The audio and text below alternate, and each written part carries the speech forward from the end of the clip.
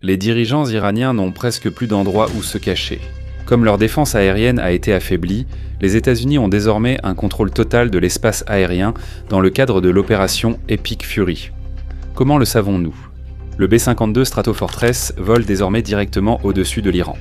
Ils ne sont plus simplement à distance, ils entrent désormais directement et frappent à plusieurs reprises des cibles qui n'ont presque plus de défense. En ce moment, les explosions se succèdent, alors que les derniers bunkers et installations militaires sont touchés. C'est un grand changement dans la manière dont les États-Unis mènent leurs attaques. Au lieu d'agir prudemment et de façon limitée, les opérations sont devenues plus directes et continues. Mais avant de continuer, merci de mettre un j'aime à cette vidéo. C'est très important pour nous, les créateurs de contenu. Merci beaucoup. Selon Dan Kane, les États-Unis avaient une telle confiance dans leur contrôle de l'espace aérien qu'ils ont commencé l'opération. Ils ont utilisé le B-52 Stratofortress à l'intérieur même de l'Iran. C'est quelque chose qu'ils ne faisaient pas au début. Le B-52, utilisé depuis les années 60, est capable de transporter des bombes extrêmement puissantes et de mener des attaques beaucoup plus lourdes que les autres avions. Ceci a été possible car, durant les 30 premiers jours de l'opération, la défense de l'Iran, censée empêcher l'intrusion, a été presque totalement détruite. Lors de ces attaques, on utilise la GBU-31 JDAM, une bombe de 2000 livres larguée directement sur des cibles importantes comme les bunkers et les installations à Ispahan. Selon la BBC, il y avait déjà des signes de cela avant même que cela ne soit annoncé. On a déjà vu des B-52 Stratofortress à la RAF Fairford semblant se préparer à ce type d'attaque. Quelques jours avant la déclaration officielle, des avions quittaient déjà la base en transportant ce type de bombe.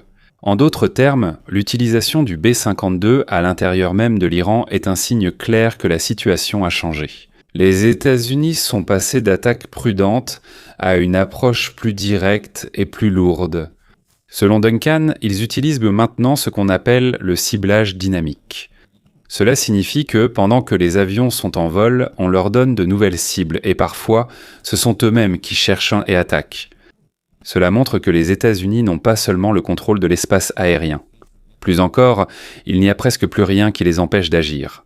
Le B-52 Stratofortress a déjà été utilisé en Iran, mais il y a une grande différence cette fois-ci. Avant, ils attaquèrent seulement à distance en utilisant des missiles comme l'AGM-158 Jasmer.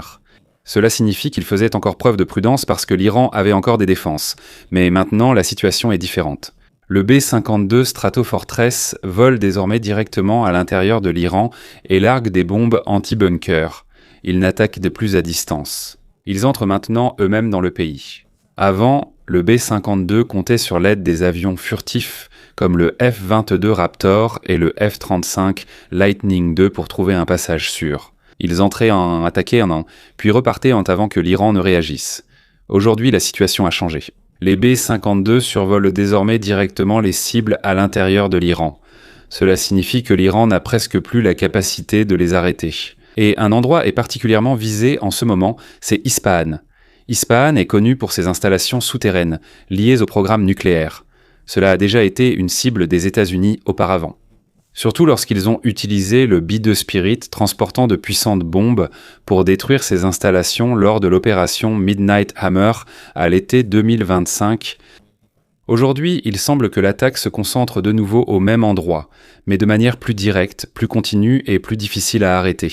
Il y a quelques installations à Ispahan qui sont restées intactes, c'est pourquoi on pense que l'uranium enrichi de l'Iran y est toujours stocké. C'est un matériau pouvant servir à fabriquer une arme nucléaire, mais cela ne concerne pas uniquement les installations nucléaires. Il y a beaucoup d'autres cibles militaires à Ispahan, et ce sont celles-là que les États-Unis frappent maintenant alors qu'ils intensifient leurs attaques avec le B-52 Stratofortress. On peut le voir dans les vidéos qui sortent de l'intérieur de l'Iran. Les explosions se succèdent dans l'une des villes les plus importantes du pays. Selon l'Associated Press, il existe des images prises par des témoins sur place. Pendant plus de 40 secondes, on peut voir à plusieurs reprises de fortes explosions. De grandes flammes s'élèvent dans les airs, accompagnées d'une épaisse fumée dans certaines zones, comme si les explosions se succédaient. Cela signifie qu'il est possible que de nombreuses bombes aient été larguées, ou qu'il y ait eu des armes au sol qui ont explosé après le premier impact. Les États-Unis ne cachent pas non plus ce genre de scène. Donald Trump lui-même a partagé une vidéo où l'on peut voir des frappes successives sur une cible.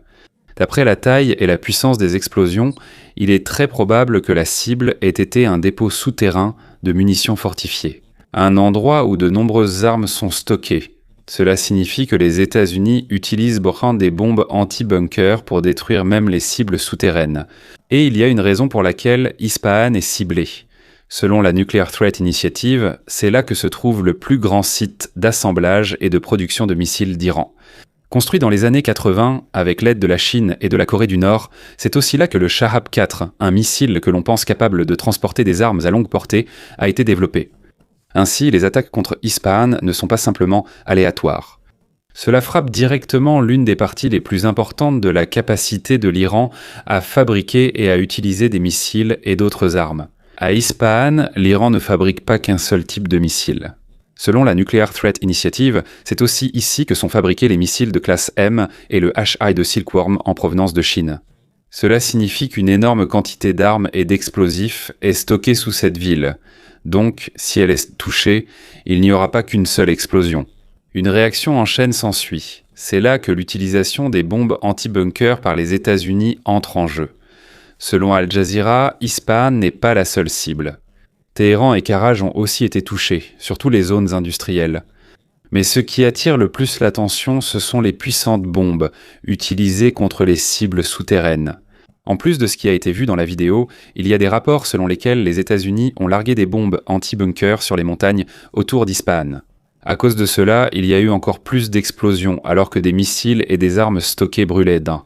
Désormais, ce ne sont plus seulement des cibles militaires qui sont touchées. Même des usines comme les aciéries, les usines pétrochimiques et d'autres installations importantes sont désormais également visées. Cela signifie que les actions des États-Unis ne concernent plus seulement le combat. Cela affecte également progressivement la capacité de l'Iran à fabriquer des armes et à poursuivre le combat.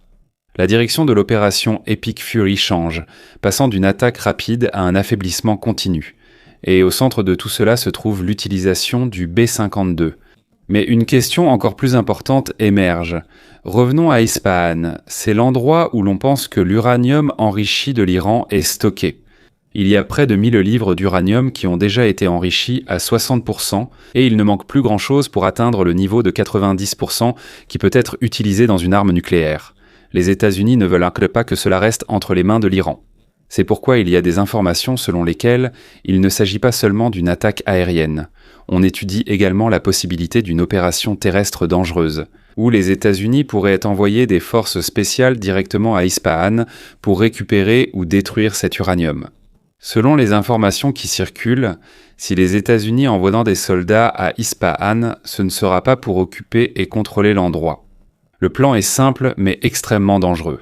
Les forces spéciales entreront, prendront l'uranium dans le bunker souterrain et sortiront immédiatement. Ils n'ont pas l'intention de rester longtemps. Mais même ainsi, le risque reste élevé. Chaque minute que les soldats passent à l'intérieur, ils sont exposés à une possible attaque de missiles et de drones iraniens. Un seul faux mouvement et toute l'opération peut tourner au désastre. C'est là que le rôle du B-52 Stratofortress devient crucial. Selon Winnet News, il est possible que les États-Unis ne se contentent pas de simples bombardements à Ispahan. Il est possible que les puissantes explosions que nous voyons soient un moyen de détourner l'attention pendant que quelque chose de plus critique se passe ailleurs. Selon la théorie, les États-Unis essaient d'enterrer définitivement et de fermer l'accès à l'uranium enrichi de l'Iran. Ils font cela en utilisant des bombes anti-bunker. Ce sont des bombes capables de pénétrer le sol avant d'exploser. Si les tunnels menant au site de stockage sont touchés, les passages peuvent s'effondrer. Si cela arrive, l'Iran ne pourra plus accéder facilement à l'uranium qui est stocké. Si cela réussit, ce sera très important. Cela signifie que les États-Unis n'auront plus besoin de prendre le risque d'une opération terrestre très dangereuse. Ils n'auront plus à entrer pour récupérer l'uranium. Il suffit que l'Iran n'y ait pas accès. Cette idée devient plus claire lorsqu'on regarde le type d'explosion. Ce que l'on voit dans la vidéo, de grandes flammes, des explosions successives, cela provient probablement de zones où des armes sont stockées, comme des dépôts de munitions. Mais si le tunnel est la cible, l'effet est différent. Il y a moins de flammes, plus de poussière, de débris et d'effondrements. Ce n'est pas aussi spectaculaire à la caméra, mais l'effet sous terre est plus important. C'est pourquoi, alors que tout le monde est occupé à regarder les grosses explosions en surface, il se peut qu'une opération plus silencieuse mais plus critique se déroule en dessous. Selon le rapport, les attaques ont été soigneusement planifiées pour faire s'effondrer les tunnels sans endommager l'uranium lui-même. Si cela est vrai, l'uranium pourrait maintenant être enfoui sous environ 100 mètres de roches solides, ce qui équivaut à près de 330 pieds. À une telle profondeur, il ne serait pas facile d'y accéder. Et si c'est vraiment ce qui s'est passé, il est possible que l'opération ait eu un impact encore plus important que ce que nous voyons pour l'instant. L'Iran a également tenté de riposter aux attaques continues des États-Unis avec le B-52 Stratofortress à Ispahan. Selon The Times Magazine, l'Iran a lancé de nombreux missiles en direction d'Israël, mais la plupart ont été interceptés ou sont tombés dans des zones inhabitées et aucun blessé n'a été signalé immédiatement. Al Jazeera a rapporté autre chose dans son article du 1er avril. Selon eux, un missile balistique a touché et blessé 16 personnes. En d'autres termes, l'Iran essaie toujours de montrer qu'il ne reculera pas.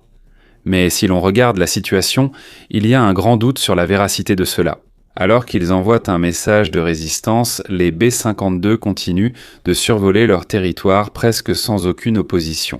Il y a même des rapports qui disent que l'Iran cherche déjà un cessez-le-feu. Pour comprendre pourquoi cela se produit, il faut revenir à un point essentiel, la destruction de la défense aérienne de l'Iran. Dès la première semaine de l'opération Epic Fury et de l'opération Roaring Lion, les forces de défense d'Israël ont déjà déclaré que 80% du système de défense aérienne avait été détruit. C'est énorme, mais ce n'est pas encore suffisant pour permettre aux B-52 de voler aussi librement à l'intérieur du pays. C'est pourquoi les États-Unis et Israël ont poursuivi leurs actions. Ils ont progressivement éliminé les défenses restantes. Le Dix Mars Duncan a déclaré que la plupart des systèmes de défense aérienne les plus avancés de l'Iran ne constituaient plus vraiment une menace. Ils ne constituaient plus une menace sérieuse pour les avions américains, permettant aux chasseurs de voler presque librement. Et c'est là le plus grand problème pour l'Iran. Si les avions de chasse peuvent se déplacer librement, c'est encore plus vrai pour les avions plus gros et plus lents comme le B-52. Normalement, les systèmes de défense aérienne de l'Iran devraient pouvoir les cibler. Par exemple, le Babar 373 a une portée de détection d'environ 200 miles. C'est suffisant pour repérer un B-52 volant à haute altitude. Il en va de même pour le S-300 PMU-2 acheté par l'Iran, en provenance de Russie. Il est également capable d'engager ce type de cible. Mais pour l'instant, ils ne peuvent plus les utiliser. Et la raison est simple. Presque tous ces systèmes ont déjà été détruits. En ce moment, la confiance des États-Unis dans leur contrôle du ciel iranien est extrêmement élevée. C'est pourquoi le B-52 Stratofortress peut pratiquement se déplacer partout dans le pays sans crainte. On dit pratiquement, car il reste encore quelques défenses iraniennes. Ce sont des unités isolées, comme les systèmes au sol ou les soldats équipés de manpads. Mais même avec cela, ils ne sont plus suffisants pour empêcher les opérations à grande échelle des États-Unis. C'est là que l'aide des avions de chasse entre en jeu. Parce qu'ils sont équipés de capteurs avancés, ils peuvent détecter les menaces restantes, les détruire ou fournir des informations aux pilotes de B-52 sur les zones à éviter. Dans le cas d'Ispahan, il est clair qu'il ne reste presque plus de défense. Les bombardements continus des B-52 sur la ville en sont une preuve évidente. Il n'y a plus rien qui puisse les arrêter là-bas. Il y a un autre facteur qui rend le B-52 encore plus efficace aujourd'hui. C'est la mise à niveau de son radar dans le cadre du programme de modernisation des radars de l'US Air Force. Selon Business Insider, le nouveau radar résiste mieux à la guerre électronique, rendant son brouillage ou sa dissimulation plus difficile. En décembre 2025, le B-52, le premier vol d'un B-52 avec cette mise à niveau a eu lieu. Il est donc possible que les bombardiers actuellement utilisés en Iran en soient déjà équipés. Ce que cela signifie pour l'Iran est clair. Les avions qu'ils devaient auparavant pouvoir abattre avec leur système de défense aérienne peuvent maintenant voler librement, car ce système est presque inexistant. Avant, même si le B-52 était déjà utilisé, il était limité à des attaques à distance avec des missiles. Mais aujourd'hui, c'est différent. Le B-52 transporte une puissance de feu énorme. Il peut emporter jusqu'à 70 000 livres d'armes lors d'une seule mission. Et sa force ne réside pas seulement dans la quantité, mais aussi dans la variété. Selon l'US Air Force, il peut transporter différents types d'armes. Des bombes à chute libre, des missiles guidés de précision, des JDAM, des bombes anti-bunker, des bombes à sous-munitions, des mines jusqu'aux armes nucléaires. Maintenant que cet appareil vole directement à l'intérieur de l'Iran, le pays fait face à un énorme problème. Ils ne savent pas quel type d'attaque pourrait arriver. S'il s'agit d'une bombe anti-bunker, d'une frappe de précision ou d'un bombardement plus large, et c'est là son plus grand impact. Le B-52 n'apporte pas seulement des dégâts physiques, mais aussi de la pression et de la peur, car l'Iran ne sait pas ce qui va frapper ensuite. Dans les premières phases de l'opération Epic Fury, les États-Unis utilisaient des armes à longue portée comme des missiles tirés à distance de sécurité. Mais ces derniers séjours à Ispahan, il semble qu'ils souhaiteraient passer à l'utilisation de bombes anti-bunker. Et demain, ce sera peut-être encore autre chose. L'Iran ne peut plus prévoir quel type d'attaque va arriver avant qu'elle ne frappe. Et c'est l'un de leurs plus gros problèmes en ce moment. C'est précisément la raison pour laquelle le B-52 Stratofortress a été créé. Ce n'est pas l'avion le plus moderne en apparence, il n'est pas non plus aussi impressionnant visuellement, comparé au F-35 Lightning II ou au B-2 Spirit qui sont tous deux élégants et furtifs. Mais si le F-35 et le B-2 ressemblent à des outils de précision, le B-52, lui, est comme un marteau-pilon, direct, puissant et capable de causer des dégâts massifs. Dans la situation actuelle de l'Iran, avec une défense aérienne affaiblie, cette puissance peut être utilisée de façon plus continue. De plus, le B-52 peut suivre ce qu'on appelle le ciblage dynamique, mentionné par Donald. Cela signifie qu'il peut ajuster sa cible en plein vol et frapper là où c'est nécessaire, au moment même où c'est requis. À ce stade, il n'y a presque plus aucun moyen clair pour l'Iran d'arrêter le B-52, et c'est ici qu'un nouveau changement dans la direction de l'opération pourrait intervenir. Donald Trump a déclaré que l'Iran chercherait désormais un cessez-le-feu, surtout maintenant que les B-52 continuent de voler sans interruption. Selon lui, les États-Unis envisageraient d'arrêter les combats si le détroit était rouvert. Cela signifie que les attaques continueront tant que cela ne se produira pas. Mais il y a une autre version du côté de l'Iran. Selon un rapport de l'agence Anadolu, Abbas Araghchi a déclaré qu'ils ne demandaient pas de cesser le feu. Ce qu'ils veulent, c'est un arrêt total des combats. Cela inclut la garantie qu'ils ne seront plus attaqués et une compensation pour les dommages subis. Il semble difficile pour les États-Unis d'accepter cela. Donc pour l'instant, il semble trop tôt pour dire s'il y aura vraiment une trêve. Ce qui est clair, c'est qu'en l'absence d'accord, les attaques continueront. Et le B-52 restera une grande menace à l'intérieur de l'Iran. Mais il est aussi possible qu'un accord ne soit plus nécessaire. Dans une nouvelle déclaration, Donald Trump a dit que les États-Unis pourraient terminer l'opération en Iran en 2 à 3 semaines. Selon un rapport de la BBC, Trump croit que les États-Unis peuvent accomplir la mission même sans accord. Il suffit de s'assurer que l'Iran ne soit plus capable de fabriquer une arme nucléaire. Selon lui, la capacité de l'Iran a déjà beaucoup diminué. Il a également déclaré que l'Iran n'a presque plus de marine, d'armée ni de force aérienne efficace. Ainsi, la seule question qui reste concerne la capacité nucléaire de l'Iran. Et c'est ici que le rôle du B-52 Stratofortress entre à nouveau en jeu. Si la théorie selon laquelle des bombes anti-bunker ont été utilisées pour détruire les tunnels à Ispahan est vraie, il était possible que l'Iran ne puisse plus accéder à son uranium enrichi. Si les attaques se poursuivent pendant 2 ou 3 semaines de plus, il est possible que les installations restantes, comme les sites de production et les centrifugeuses nécessaires au programme nucléaire, soient également détruites. En même temps, la capacité militaire de l'Iran va encore s'affaiblir et, selon Donald Trump, elle aurait déjà été ramenée des années en arrière. Si cela se produit, tout accord pourrait ne plus avoir autant d'importance pour les États-Unis. Car au lieu de négocier, l'objectif pourrait être d'éliminer complètement la capacité de l'Iran à se rétablir, et il n'y a pas que les B-52 qui sont utilisés pour cela. Maintenant que les États-Unis contrôlent l'espace aérien, même l'A-10 Thunderbolt II peut attaquer librement à l'intérieur de l'Iran, exerçant une pression continue sur les cibles restantes. Dans cette situation, la marge de manœuvre de l'Iran diminue encore. Ils ont du mal à agir librement et leurs options deviennent de plus en plus limitées. Et au fil du temps, il devient de plus en plus clair que le combat prend une direction précise. Là où le contrôle du ciel dicte ce qui va se passer ensuite sur Terre. Malgré tout ce qui se passe, il y a une chose qu'aucun camp ne peut encore contrôler. L'événement inattendu. Peu importe à quel point le plan est bien préparé ou à quel point le contrôle du ciel est fort, il y a toujours des choses qui peuvent arriver et qui ne sont pas prévues. Une information erronée, une cible qui ne devrait pas être touchée, ou un mouvement qui n'a pas été anticipé peuvent faire basculer toute la situation. À cause de cela, chaque pas devient plus risqué et dangereux. Ce n'est pas seulement à cause du plan, mais aussi à cause des choses qui peuvent arriver même si personne ne les a planifiées. Au fur et à mesure que les attaques se poursuivent, il devient de plus en plus clair que le contrôle a ses limites. Même si l'on maîtrise le ciel, cela ne veut pas dire que tout est sous contrôle. À chaque explosion, à chaque vol d'un avion et à chaque cible touchée, il y a toujours la possibilité que quelque chose d'inattendu se produise. Souvent, ce type d'événement explique pourquoi tout peut soudain s'effondrer. Dans l'histoire, il y a eu des moments où, même lorsqu'une partie du combat semblait déjà sous contrôle, le résultat changeait encore à cause d'un événement inattendu. Ce n'est pas à cause d'un manque de force, mais parce qu'il y a une limite au contrôle. C'est l'une des choses les plus difficiles à accepter dans ce genre de situation. Peu importe la force d'un camp, il ne peut pas contrôler tout ce qui peut arriver. Plus la situation dure, plus la probabilité qu'une chose comme celle-ci se produise augmente. Même si cela ne se remarque pas tout de suite, c'est présent dans chaque geste, chaque décision et à chaque instant du combat. C'est ici que l'on comprend clairement que le combat ne concerne pas seulement la force, mais aussi la capacité à faire face à l'imprévu. Car au final, le plan ne se déroule pas toujours comme prévu.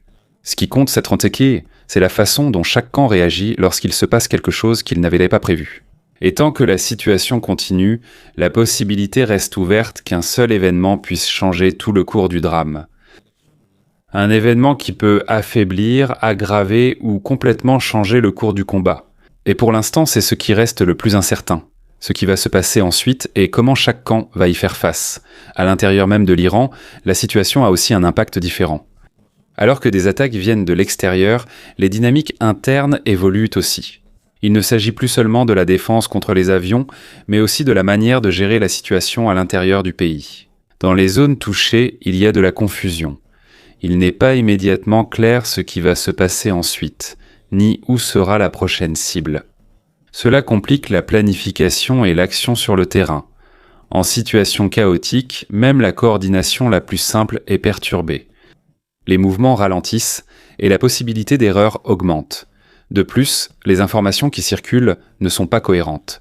Il y a des rapports qui ne peuvent pas être confirmés immédiatement, certains manquements de détails, et parfois il n'est pas tout de suite clair ce qui est vrai. À cause de cela, ceux qui sont à l'intérieur ont du mal à comprendre l'ensemble de la situation. Au fil du temps, son impact sur la défense globale devient de plus en plus évident. Lorsqu'il y a de la confusion dans l'information et la coordination, il devient plus difficile d'organiser une réponse efficace. Ce n'est peut-être pas visible de l'extérieur, mais l'effet se ressent à l'intérieur. Il y a des moments où, même si les capacités existent, elles ne sont pas immédiatement utilisées faute de directives claires. Dans ce genre de situation, ce n'est pas seulement la force qui se perd. On perd non seulement les forces, mais aussi la capacité de bien les utiliser. Au fil des événements, il devient clair que le combat ne se joue pas seulement dans les airs ou contre les cibles touchées. Cela se passe aussi à l'intérieur, dans la façon de bouger, de prendre des décisions et de comprendre la situation. Et lorsque le fonctionnement interne est touché, il devient encore plus difficile de se relever. Car même s'il reste des capacités, si elles ne sont pas utilisées correctement, elles finissent aussi par perdre de leur valeur petit à petit.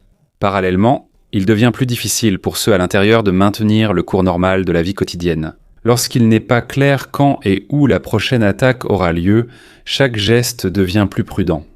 Certaines activités doivent être interrompues et certains endroits sont évités, même s'ils étaient auparavant fréquentés normalement. Dans une telle situation, la défense et la vie quotidienne dans le pays sont affectées.